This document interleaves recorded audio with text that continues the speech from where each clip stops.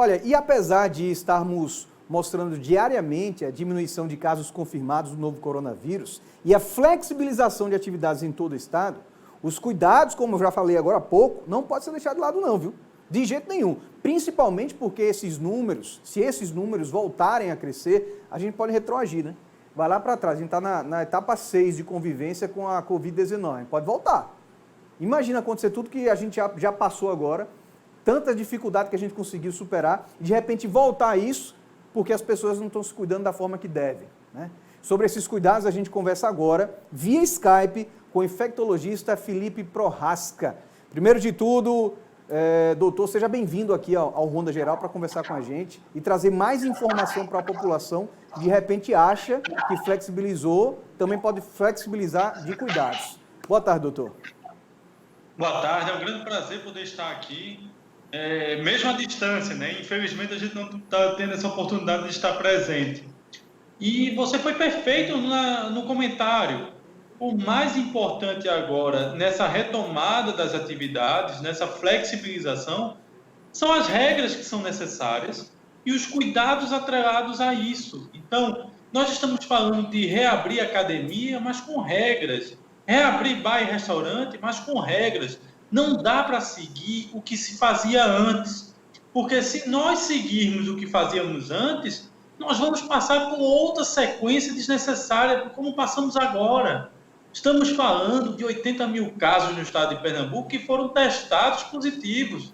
Mas a verdade é que tivemos muito mais casos por falta de tudo, por falta de uma rede de capacidade de exame laboratorial adequado, como também da nossa incapacidade de ter um controle na periferia de quantos casos realmente nós tivemos. Doutor, me diga uma coisa, em relação a essa flexibilização que está acontecendo, a cabeça das pessoas tem que ir junto. Se não for, existe esse perigo iminente aí de repente voltar nessas etapas que a gente está conseguindo superar uma a uma? Todos nós sabemos como esses 4 meses foram difíceis, né? Como nós cobramos a necessidade de passar por essas etapas. Veja como está sendo lento sair da fase 5 para a fase 4, para a fase 3. Isso tudo pode ser jogado para fora de uma hora para outra, simplesmente em não se tomar os cuidados necessários. Então, nós podemos sim regredir nessa evolução, caso não tenhamos os cuidados adequados nesse novo normal. Deixa eu lhe fazer uma pergunta, doutor. O senhor acha que a gente hoje, diante do que está acontecendo, a gente realmente deveria estar na etapa 6? O senhor acha correta a abertura de restaurante, a abertura de academia, desses serviços que estão sendo abertos aos poucos agora? Será que chegou o momento exato para a gente poder vivenciar essa 6ª etapa ou não? Acredito que sim, porque nossa reestruturação da rede hospitalar, tanto municipal como estadual, ela foi muito ampla. Novos leitos surgiram, foi uma reestruturação, tanto é que nós saímos daquela faixa incômoda dos 100% de ocupação de UTI, visando agora 60%, 70%. Então, essa melhora foi fruto de um trabalho muito sério, não só de isolamento da população, mas também de investimento no setor da área de saúde. E essa volta ao normal, ela é necessária, mas ela tem que ter regras, e regras muito claras. A gente tem que saber o que é o nosso papel como cidadão, como seguir as regras, qual é o papel do empresário ao abrir seu serviço, quais são as regras que eles vão seguir e, por exemplo, qual é a nossa situação atual de enfrentamento da crise. Então, nós estamos na melhor fase. Você viu, a região metropolitana vem diminuindo o número de casos, apesar do aumento da quantidade de testes. Isso é um ótimo sinal. Esse é um ótimo sinal e nós estamos vendo isso nos hospitais, mas não dá para ter a sensação de que está tudo bem.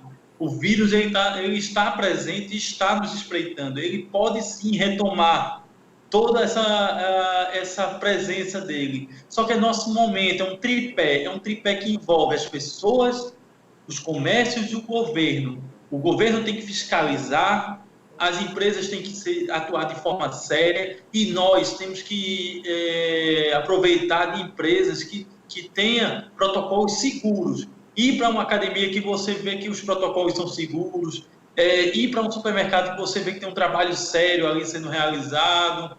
essa situação agora do retorno das aulas, né, que vem sendo cobrada sistematicamente, o quanto as escolas também estão fazendo várias lives e programações de retorno, elas se adaptaram também a esse novo normal. Então, tudo isso agora é um processo que nós, como cidadãos, temos que cobrar de cada uma dessas empresas. Doutor, eu queria que o senhor me ajudasse também em relação às máscaras, tá? Porque o que a gente vê hoje em dia são várias máscaras surgindo. Tem máscara de tecido, tem máscara de neoprene, que é utilizado mais aí para quem faz exercício físico. Tem algumas máscaras que ela é furada, né? Ela é cheia de furinho para poder ter uma respiração melhor e tem um filtro na frente. Todas essas máscaras, elas são indicadas ou existe uma melhor do que a outra? Eu queria um pouco mais especificamente para quem faz exercício, porque tem muita gente fazendo exercício usando qualquer tipo de máscara. Isso pode ou tem que ter um determinado material? É verdade. A própria Anvisa, ela fez um documento dizendo como é que seria a adequação das máscaras. Qual tecido, qual é o tecido mais indicado, quais são a gramatura, que é um termo que a gente utiliza, que é a filtragem e a espessura da máscara, o tamanho que ela deve ter. Então, há uma série de diretrizes e de cuidados que precisam ser seguidas para aquela máscara ser adequada ou não. Mas o principal é você ter 3 camadas. Você pode sim utilizar máscaras de poliestireno ou de neoprene, e quando de tecido, o ideal é que sejam com pelo menos mais de 90% de algodão, né, quando feito de tecido natural. Lembrando que cada uma das atividades, como você bem falou, tem uma situação onde ela é considerada melhor ou não. Por exemplo, a de algodão para exercício físico, elas sumem com muita facilidade, elas umidificam, Isso também muito rápido, né? Então ficam inadequadas para o uso de exercício, né? E aí tem essa de neoprene que consegue ter uma absorção melhor desse suor e consegue ser mais adequada para exercícios físicos. E até porque quando a pessoa está fazendo algum exercício, querendo ou não, a máscara sai um pouco, aí mexe. Termina mexendo no local errado, a mão pode estar contaminada, né, doutor? E a máscara molhada, ela, em vez de servir como proteção, ela funciona como vetor, né? Porque o vírus acaba passando pelo líquido. E a manipulação da máscara faz com que você a contamine. E aí, em vez de ela estar lhe protegendo, ela está lhe contaminando. Um outro assunto também que é bastante comentado, que o senhor falou em algumas entrevistas, que o ideal seria que quem tem barba, por exemplo, assim como eu, o ideal seria tirar a barba, né? A barba. Mas caso a pessoa queira permanecer com a barba, quais são os cuidados que essa pessoa deve ter? É lavar sempre? Pode passar álcool em gel? Não pode passar? O que é indicado para quem tem barba?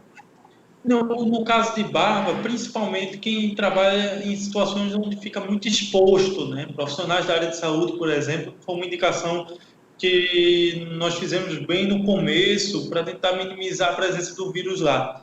Não deve usar álcool em gel, até porque vai irritar a pele e pode servir como material de combustão. Água e sabão é mais do que o suficiente. Tá? Então, água e sabão, sempre que possível, ao trocar a máscara, a gente sugere que, quando for fazer a troca da máscara, aproveite e já faz a lavagem com água e sabão mesmo. Da mesma água e sabão que a gente lava as mãos, faz na máscara, seca e coloca, faz na barba, seca e coloca a máscara em seguida. Muito bem. Eu sei que o senhor está com um horário, né?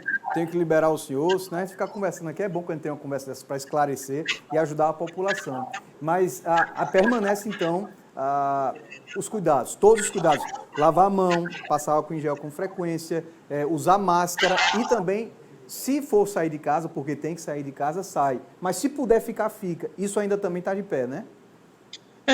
Agora com a reabertura, né? Muita gente está voltando a trabalhar, muita gente está voltando a ter algumas práticas de lazer. Então, esse voltar a esse novo normal, ele vai ser mais corriqueiro.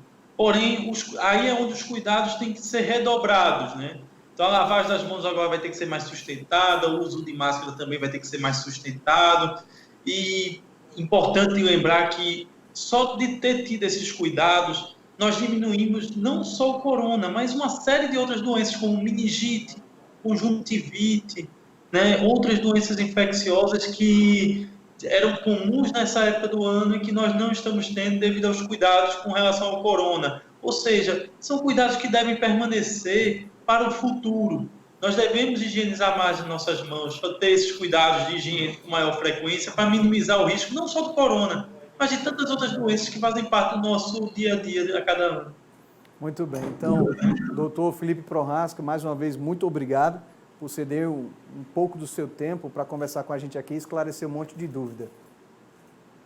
Eu que agradeço, é um grande prazer estar com vocês. E espero que em breve possamos conversar pessoalmente.